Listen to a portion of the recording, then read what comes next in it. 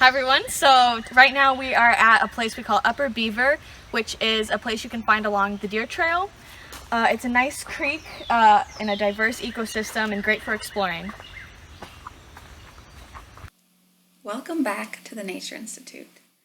Today we're going to explore the section of Hop Hollow Creek upstream from Beaver Falls. You're probably familiar with Beaver Falls. It is one of the most popular destinations at TNI.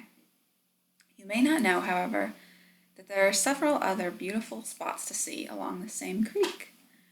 To get to the area we'll be exploring today, just take the deer trail to the point where the trail crosses the creek, and then walk up or down the creek in either direction.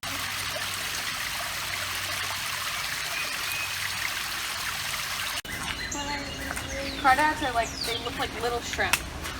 This is a great place to find them. So if you just look in the water, find some rocks to lift up. Let's go over there.